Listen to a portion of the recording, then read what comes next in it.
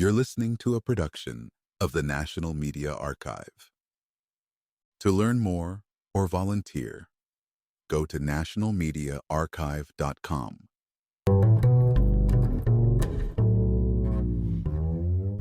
One must be wounded to become a healer, but many people suffer and never become healers. If suffering alone were enough, everyone could be a healer. It is not the pain itself, but what we do with it that makes a difference. Only by overcoming pain and tending to the wound can someone become able to heal. Each person must follow the path of their own psychological maturity to discover the reason behind the pain, because that reason is unique to each individual. Searching for the meaning of suffering is the same as searching for the meaning of one's life. The image of the wounded healer stands as an ancient idea. The Swiss psychologist Carl Gustav Jung is often credited with the phrase, but in his work, he used the term wounded physician.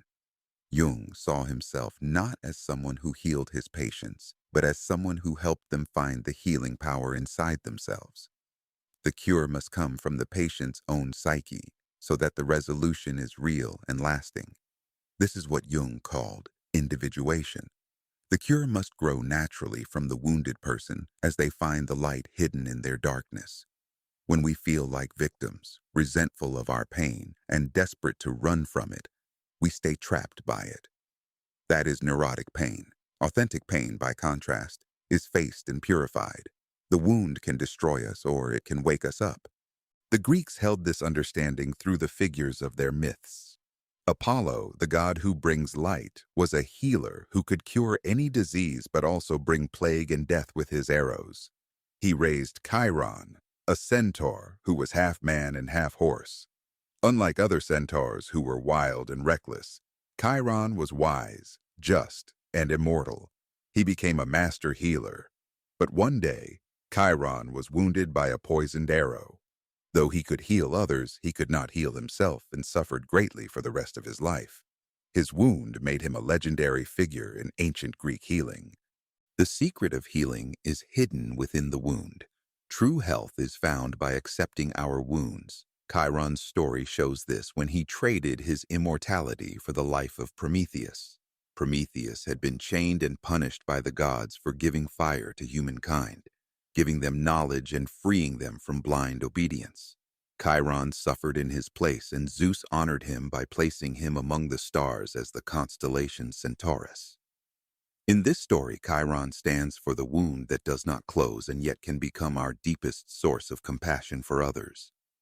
In the Christian story, Christ mirrors this image. Unlike Chiron, Christ chose to be wounded and could have escaped, but did not. Both figures heal through their wounds and transcend to the sky. This image is different from the healthy healer like Apollo, Chiron before the poisoned arrow, or Christ before his crucifixion. The wounded healer is both whole and broken at once. This is what the Apostle Paul meant when he spoke of the thorn in his flesh. Chiron taught Asclepius the art of medicine. Asclepius, born of Apollo, and a mortal woman named Coronis, was rescued by Apollo after his mother died. Apollo saved the child from the fire by cutting him from her womb so that Asclepius might grow up to heal. He carried the Rod of Asclepius, the staff with a single snake coiled around it, which remains a medical symbol today. This is different from the caduceus of Hermes, which has two snakes and wings and represents commerce. Asclepius became so skilled that he could bring the dead back to life. This caused an overabundance of people on earth, angering Hades, god of the underworld. Hades complained to his brother Zeus, who then punished Asclepius for breaking the boundary between mortals and gods. Zeus struck him with a thunderbolt and sent him to the underworld so that he, though a god, might experience death. Later, he was resurrected and placed on Mount Olympus, the home of the gods, making him the only god who knew death and rebirth. This made him beloved in ancient Greece. Across Greece, temples known as Asclepia were built in his honor. These were centers for healing physical and spiritual illnesses. The temple at Epidaurus was the most famous of all, drawing pilgrims who came to cleanse themselves, bathe, and prepare body and soul. The goddess Hygeia, Asclepius's daughter, embodies cleanliness and health and gives us the word hygiene today. The healers, called therapeuti, guided the sick. This word means one who serves the gods and later came to mean a therapist, one who helps others heal themselves. Pilgrims prepared for days, then lay alone in stone chambers to sleep and dream. This was a sacred act, a chance to meet the divine within. Unlike the oracle at Delphi who gave prophecies, at Epidaurus the healing vision belonged to the patient alone. Dreams of Asclepius appeared as a man with healing ointment or as a snake or dog licking the wounds clean. The temples kept live snakes, the Asclepian snakes named after the god, gentle and non-venomous. The snake's shedding of skin symbolized the mystery of death and rebirth. Dogs too were part of this underworld connection like Cerberus who guarded Hades. After the dream, if Asclepius appeared, the healing was believed to have happened. The patient's dream would be shared with the healer, who might prescribe more rituals, baths, or time in the gymnasium. In this way, the temple became an early psychotherapeutic center. At the end of treatment came a paean, a song of praise to the god, and a sacrifice of a rooster, a sign that day had conquered night and health had returned. Written accounts from patients tell how these methods cured them. Socrates' final words when he chose death by hemlock refer to this. He said that a rooster must be given to Asclepius in thanks for healing him from the sickness of life through the cure of death. This healing bought people time to prepare their souls for what must come. The colossal head of Asclepius often wore a golden wreath like sun rays. This symbol reminds us that real healing is not religious or philosophical knowledge alone, but a familiar contact with sickness and recovery. It is an intuitive gift that grows through practice into an art and science. Illness and healing are not opposites, but two sides of a deeper movement that reveals itself through their dance. The sun-like healer, like the ever-burning sun, shows us that the source of healing lives inside each of us. The German philosopher Friedrich Nietzsche once wrote that a natural death should not be mourned, but honored. He pointed out that many die too late and some too early, yet the aim should be to die at the right moment. For Nietzsche, death is not an end to dread, but a festival when it comes at the right time. For the ancient Greeks, old age was not merely an ending, but a bridge between life and death. Carl Gustav Jung described old age as the second half of life, as vital psychologically as birth is physically. Denying death creates more suffering. To fight death is to fight life itself. As a young person must learn how to live, an older person must come to terms with dying.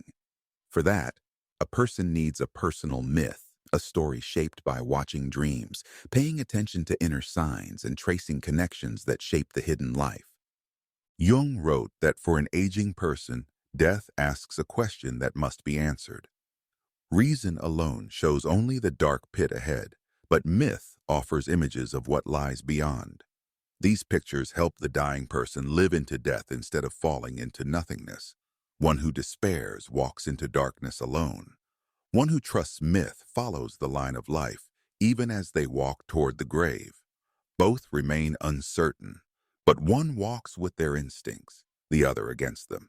Jung's whole psychology turns on the tension of opposites within the mind. It is this struggle that creates wholeness.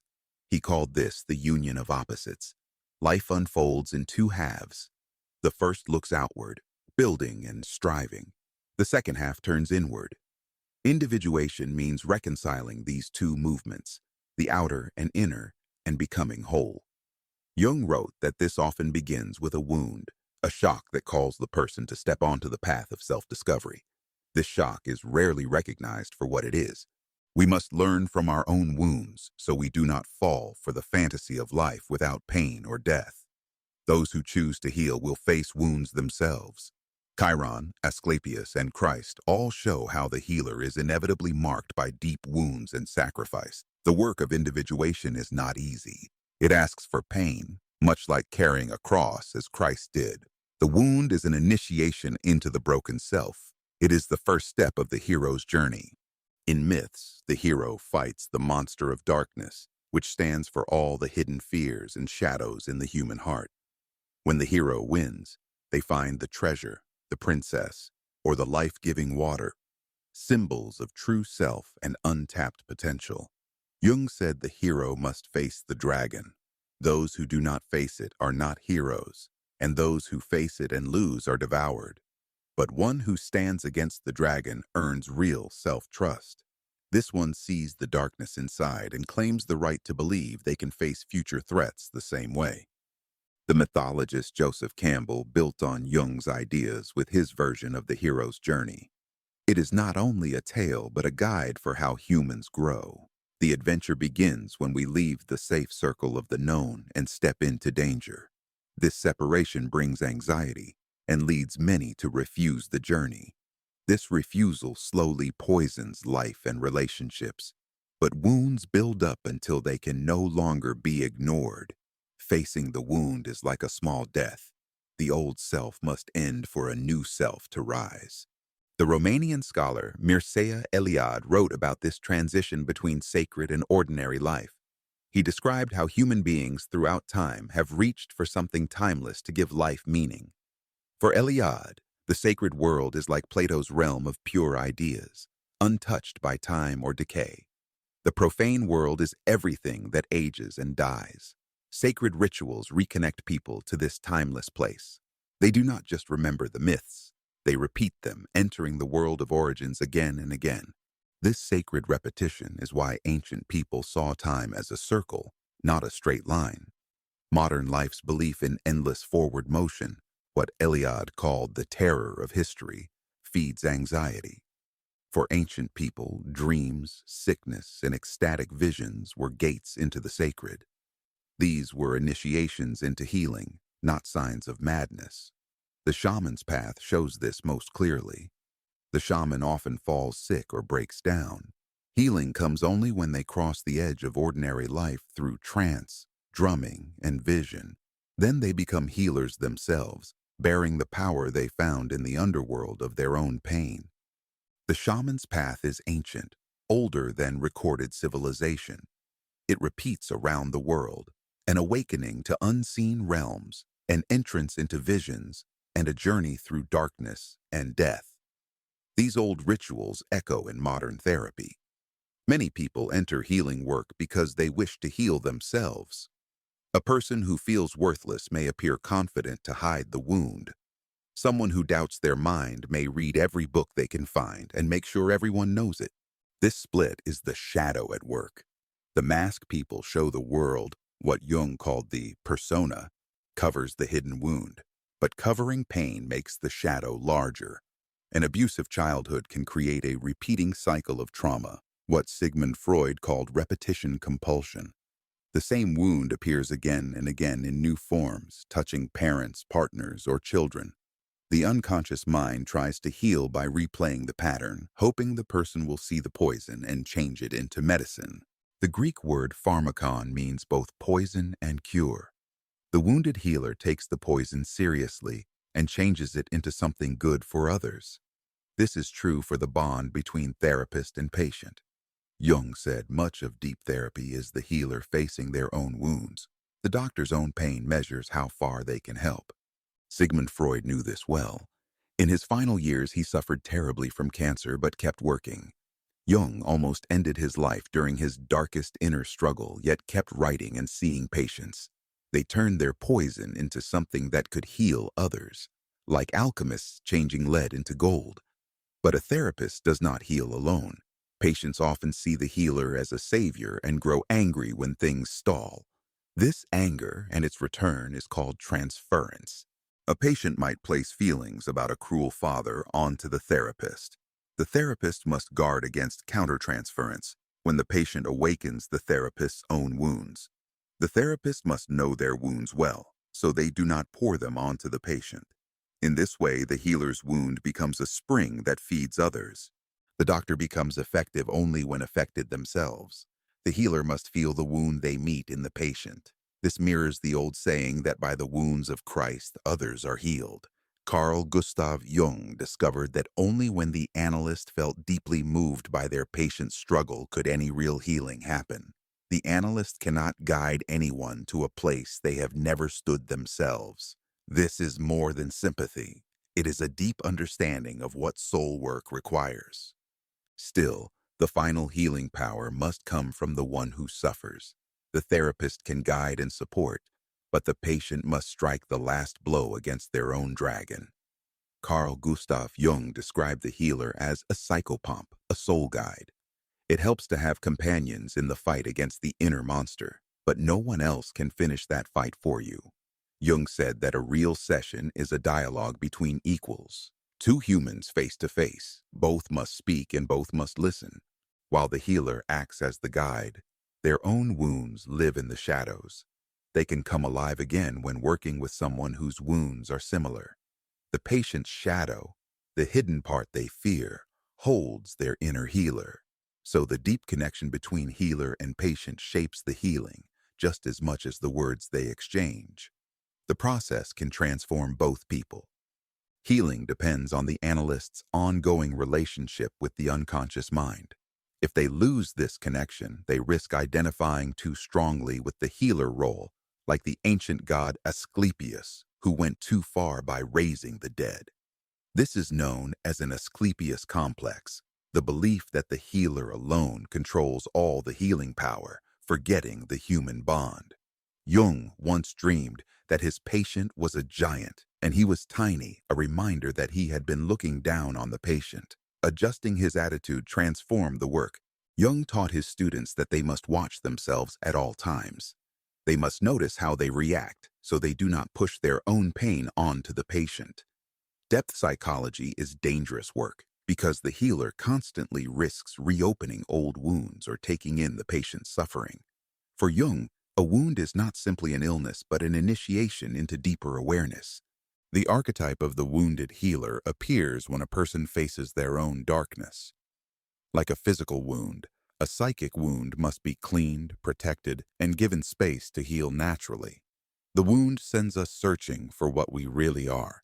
Light enters through the crack. Our broken parts open a doorway to a larger pattern, what Jung called the self, the greater wholeness hidden inside each of us. This ancient idea repeats everywhere. The break does not destroy wholeness. It reveals it. In some way, destruction is needed for rebirth. Pain shows we carry the burden not only of our own life, but of our time in history. When we heal ourselves, we heal the world a little. When we heal the world, we change ourselves too. We are each threads in something larger, and seeing this brings an expansion of consciousness. The wounded healer archetype holds both sides at once, our pain and our wholeness. The biggest problems in life do not get solved, but outgrown. We become larger than the wound. The poison turns to medicine. The wound that once closed us off becomes the door through which we connect to others. In the end, the same pattern repeats in every true healer's path. Chiron, Asclepius, Christ, Sigmund Freud, Carl Gustav Jung. The wound remains, but the light comes through. That is the secret at the heart of every real healing art. Inside the darkness, we find the seed of light that grows not only for us, but for everyone we touch.